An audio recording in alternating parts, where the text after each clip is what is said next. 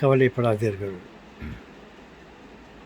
எல்லோருக்கும் இந்த பாக்கியம் கிடைக்கும். எல்லோருக்கும் சாவு என்று ஒன்று உண்டு. மரணம் என்பது எல்லோருக்கும் கடவுளால் கொடுக்கப்பட்டது. நேரம் வரும், காத்திருப்போம்.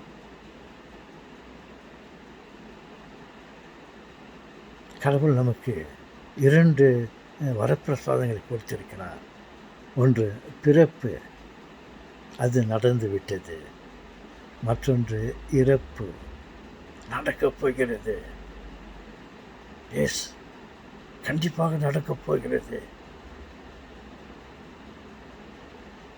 அதற்கு ஆயத்தமாக இருப்போம். எஸ், வந்த இடம் நமக்கு தெரியாது. வரும்போது நாம் எங்கிருந்து வந்தோம் என்பது நமக்கு தெரியாது. ஆனால் போகும்போது நம்ம எங்கே போகிறோம் என்று நமக்கு தெரியும். அதை தெரிந்து கொண்டு அந்த இடத்தை நாம் பெறுவதற்கு, அந்த உலகத்தில் உள்ள அந்த அந்த இறப்பில் பலன் என்ன என்றால் அது சொர்க்கம். நாம் சொர்க்கத்துக்கு போகிறோம். அதற்கு அங்கே போவதற்கு தேவையான ஏற்பாடுகளை, ப்ரிப்பரேஷனை நாம் உஷாராக செய்து கொள்ள வேண்டும். ஒருவருக்கு அன்பு செய்யலாம், ஒருவருக்கு தர்மம் செய்யலாம்.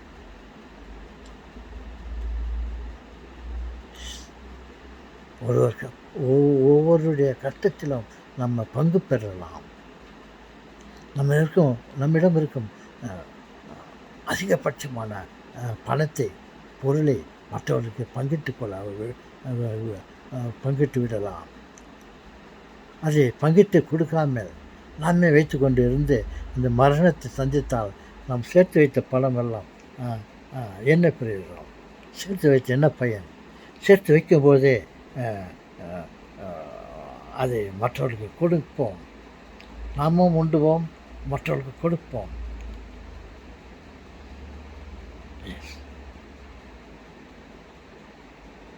கொடுப்போம். கண்டிப்பாக நமக்கு மரணம் என்பது ஒன்று இருக்கும். பாருங்கள், இப்போது யாரோ சூசைட், யாரோ ஃபாதராக இருக்கலாம் நினைக்கிறேன், வந்து ஃபியூனரல் அதுக்காக அவருடைய பாடியை எடுத்துக்கொண்டு போய் கொண்டிருந்தார்கள். அந்த வீடியோ பார்த்த பிறகு தான் எனக்கு இந்த ஞாபகம் வந்தது, உங்களிடம் அதை தெரிவிக்கலாம் என்று. பார், இறந்து விட்டார். நாமும் ஒரு நாள் இறந்து போவோம். இறந்த பிறகு நமது இந்த மாதிரி நற்காரியங்களை செய்து பணத்தில், வங்கியில் பணத்தை போட்டு வைத்திருப்பதை போல நாம் ஏழைகள் உலகத்தில், ஏழைகளுடைய மனதில் இடம் பிடித்தால் அந்த மோட்சராயத்தில் இடம் கிடைக்கும். மனிதனே, நீ மண்ணாயிருக்கிறாய், மண்ணுக்கு திரும்புவாய், மறவாதே. நீ மண்ணாய் பிறந்தாய், மகத்துவத்தை சம்பாதித்தாய், பொருளை சம்பாதித்தாய், பணத்தை சம்பாதித்தாய். நீ திரும்ப மண்ணுக்கு திரும்புவதற்குள் அதை காலி செய்து விட வேண்டும். வீணாக வைத்துவிட்டு இருக்கக்கூடாது. நாம் சம்பாதித்த பொருளை மற்றவர்களுக்கு கொடுத்து விட்டு சாப்பிடலாம். உன்னுடைய குடும்பத்திலே உள்ளவர்களுக்கு கொடுங்கள், உங்களுடைய குழந்தை செல்வங்களுக்கு கொடுங்கள். அதே சமயத்தில் ஏழைகளுக்கும் கொடுங்கள். அவர்களும் நமது உடன்பிறப்புகள் தான். நம்ம உடன்பிறப்பு என்றால் அம்மா அப்பா, குழந்தைகள், தங்கை தம்பி, அண்ணன் தம்பி, இவர்கள் தான் நமது உடன்பிறப்புகள் இல்லை. மற்றவர்கள் எவ்வளவு வறுமையிலே வாடிக்கொண்டிருக்கிறார்கள், அவர்களெல்லாம் நமது உடன்பிறப்புகள்.